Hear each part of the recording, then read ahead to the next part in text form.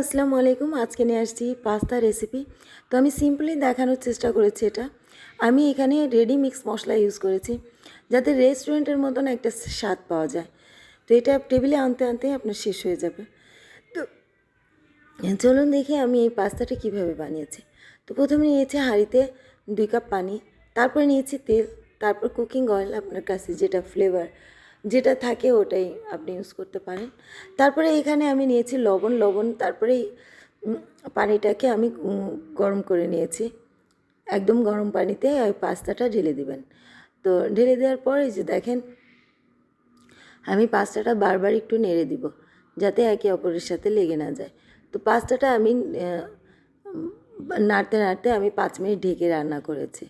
তারপরে আবার দেখে একটু নেড়ে দিয়ে তারপরে আমি আবার 2 মিনিট মতন রান্না করেছি। পুরো 7 মিনিট লেগেছে আমার এটা রান্না করতে। তারপরে আমি এটাকে স্ট্রেনারে ছেঁকে নিব। তারপরে এখানে দিয়ে দিয়েছি বড় একটা পেঁয়াজ, তারপরে দিয়েছি কাঁচামরিচ। আপনি ঝাল নিজের ইচ্ছা মতো দিতে পারেন। আপনার যদি ঝাল পছন্দ হয় তাহলে কাঁচামরিচ কমিয়ে বাড়িয়ে দিতে পারেন। তারপরে আমি এটাকে ভালোভাবে নেড়ে নিব, নেড়ে একদম হালকা লাল করে নিব। তারপরে এখানে দিয়ে দিব 2টো ডিম। তো আপনি এই পর্যায়ে আপনি কোন সবজিও ইউজ করতে পারেন। তো আমি এখানে দিয়ে দিয়েছি পাস্তা, যেটা আমি বয়েল করে রেখেছিলাম, ওটা স্ট্রেনারে দিয়ে ভালোভাবে আমি এই পাস্তাটা আমি ছেঁকে নিয়েছি, একদম পানি ঝরিয়ে নিয়েছি। তো 2টা ডিমকে আমি ভালোভাবে ভালোভাবে নেড়ে নিয়েছি। নেড়ে নেওয়ার পর পাস্তা দিয়ে তারপরে এখানে আমি হোয়াইট সস বানিয়ে রেখেছিলাম। আমার চ্যানেলে হোয়াইট সস দেওয়া আছে। তো আমি ওই কড়াইতে আমি আবার ঢেলে দিলাম। তো হোয়াইট সস বানানোর যে পাত্র ছিল ওখানে আমি ঢেলে দিয়েছি। তারপরে এখানে দিয়েছি আমি সস, নর্মাল সস। তো আমি এই মশলাটা ইউজ করেছি পাস্তা। আমি এখানে অর্ধেকটা মশলা ইউজ করেছি। আমি 300 গ্রাম পাস্তা নিয়েছি, তার ভিতরে আমি অর্ধেকটা মশলা দিয়ে দিয়েছি। তো দেখতেই পাচ্ছেন এটা একদম পাস্তার একটা ফ্লেভার আসে।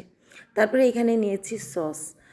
তো আপনি যে কোনো সস নিতে পারেন, চিলি সস কিংবা হাতের কাছে যে সসটা থাকে ওটা আপনি নিতে পারেন।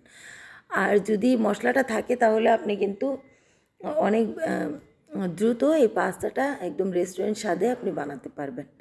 তো এটা আমি হোয়াইট সস দিয়ে দিয়েছি। আমার হোয়াইট সস লিঙ্ক দেওয়া আছে, আপনি দেখে নিতে পারেন। তারপরে এখানে আমি নিয়েছি পাস্তাটা, আমি এখন সার্ভ করে দিচ্ছি।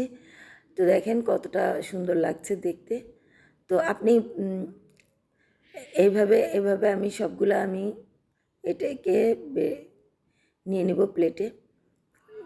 আপনি যদি চান এখানে হোয়াইট সসটা স্কিপ করতে পারেন। আর এই হোয়াইট সস দিলে এই পাস্তাটার একদম আসল স্বাদ পাওয়া যাবে। তো হোয়াইট সস বানানো খুব সহজ, আপনি আমার লিঙ্কে দেখে নেবেন। তারপরে এইখানে দেখেন আমি পরিবেশন করেছি। তো কেমন লাগলো? আসসালামু আলাইকুম।